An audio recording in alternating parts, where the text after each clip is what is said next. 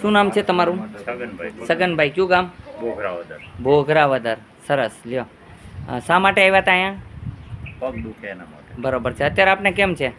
ત્યારે તો કઈ વાંધો નથી. તો ઉઠી ત્યારે જ સારું છે ને? હવે અત્યારે સારું છે ને? એમ અહીંયા આવ્યા તો ફાયદો છે કે નથી એમ? ફાયદો જ તો વાંધો નહીં, વળી બોલજો. ઘરવાળી ભલે ને બીતાવો, અમારે તે ન બીજું. ઘરવાળીથી પીવાનું થોડું હોય. હા, તો તમે રાત દી સેવા કરો તો મારે શું કેવું?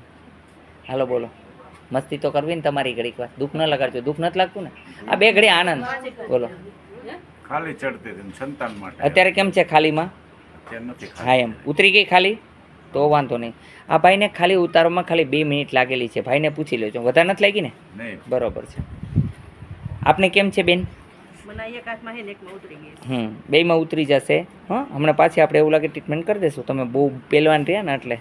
અફજદ ખાન પછી તમારો નંબર છે. તમને બેન કેવું લાગે? સારું છે ને?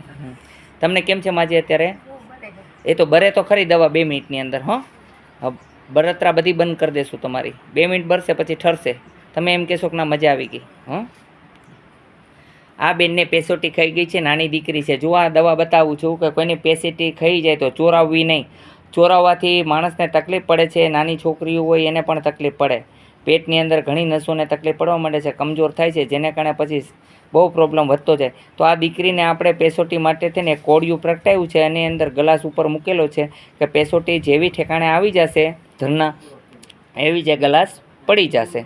આવું તમે ઘરે કરી શકો છો. ઘણા બધા ઉપાયો હું અહીં શીખવાડું પણ છું કે જેમ કે પેટમાં દુખતું હોય, હાથ પગ દુખતા હોય, આંખોમાં સતત બળતરા થતી હોય, ખાલી ચડી જતી હોય, તેના બધાના ઈલાજ શીખવાડું છું કે દવા કરવાથી કરતાંય તમે એમને જાતે કરી શકો છો. એમાં કોઈ દવા ઉપચારના ડૉક્ટરની જરૂર નથી. તમે જાતે ડૉક્ટર બનો, જાતે દવા તમારા ઈલાજ કરો. સામાન્ય મજા ન હોય તો એની ખાતર ડૉક્ટર પાસે જવાની જરૂર નથી. પૈસા દઈને ખોટો ખર્ચો કરવો એ કરતાં વિના મૂલ્યે દવા થઈ શકે છે. તો આપના બધાને ખાલી ચડી જવાના આ તે બધા ઈલાજ કર્યા તો ભગવાનની કસમ છે તમારી કોઈ પાસેથી રૂપિયા પડ્યા છે બાપુએ? 5 રૂપિયા લીધા છે? 1 રૂપિયો નથી લીધો એમ કે છે. જો સાંભળજો, 5 પૈસા નથી લીધા. ભાઈ તમારી બેબીને અત્યારે કરી દીધું, પૈસા નથી લીધા ને કાંઈ? અમે કોઈ પાસે પૈસા લેતા નથી. અને હું લેતો હોઉં તો ઈશ્વર જાણે છે. જો હું લેતો હોઈશ તો હું એમ કહું કે ગાયનું માંસ ખાવ બરાબર છે. મને કોઈ રૂપિયાની ભૂખ નથી. રૂપિયાની ભૂખ હોય તો હું જ્યોતિષ કામ કરું તો લાખો કમાઈ શકું એમ છું, કરોડો કમાઈ શકું એમ. પણ મને રૂપિયાની ભૂખ નથી. માનવ સેવા ને પ્રભુ સેવા સમજું છું. અને હરેક વ્યક્તિ મને જે સમજે પણ હું હરેક વ્યક્તિમાં ઈશ્વર જોઈને સેવા કરું છું. અને હરેક સ્ત્રીમાં મારી માં જોઈને, દેવી શક્તિનું સ્વરૂપ જોઈને હાલું છું. બાકી તમારે બધાને સમજવાનું.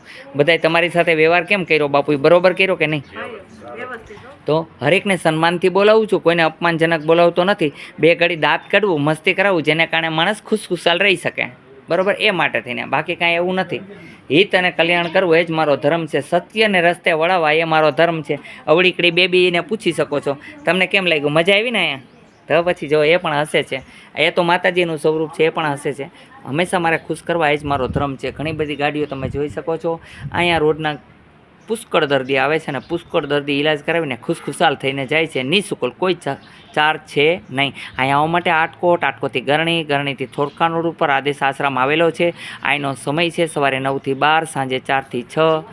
થાય તો સત્કર્મ કરજો, કોઈની નિંદા ન કરજો, કોઈને હેલ્પ કરજો. કોઈ ગરીબ છે તો એમને મદદ કરજો, કોઈને દુઃખી ન કરજો. અને આપણે અહીંયા ચાની, ઠંડા પાણીની વ્યવસ્થા કરેલી છે. બપોરના ટાઈમે જમવાની પણ સુવિધા છે.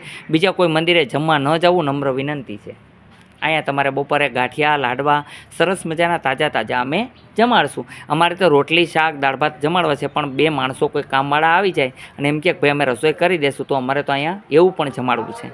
અમે ક્યારેક ક્યારેક જમતા પણ નથી. એવું નથી કે હું મસ્કા પાલિશ કરું છું. જો હું ખોટું બોલતો હોઈશ તો મારી બંને આંખો જતી રહે. આ હું કસમ હનુમાનજીના ખાઈને કહું છું કે હું સત્ય કહું છું કે ક્યારેક ક્યારેક અમને જમવાનું પણ નથી મળતું. ક્યારેક ગાંઠિયા ખાઈને રોડવી લઈ છીએ તો ક્યારેક તરબૂચ અને ટેટી ખાઈને રોડવી લઈ છીએ. આ સનાતન સત્ય છે. બાકી તો ઈશ્વર જાણે છે. હું હનુમાન નથી કે ચાતી ચીરીને દેખાડી શકું, પણ મેં સત્ય કહી દીધું. હવે તમારે વિચારવાનું છે કે હું શું સત્ય બોલું છું કે અસત્ય, એ તમારે ડિપેન્ડ લેવાનું માઇન્ડમાં. બોલો જય હનુમાન. આઈનો નિમવો છે. બસ એક જ ઈચ્છા છે મારી કે અહીંથી બધા નિરોગી થઈને જાય, ખુશખુશાલ થઈને જાય. બસ આ જ ઈચ્છા. અને તમને બધાને ઈશ્વર પણ બતાવું છું કે હરેક વ્યક્તિમાં ઈશ્વર છે કે નહીં? નથી કાશીમાં, નથી મથુરામાં, નથી હરિદ્વારમાં, ચિત્ત પ્રજ્ઞ રૂપે ચેતન સ્વરૂપ તમારા હૃદયમાં જ છે.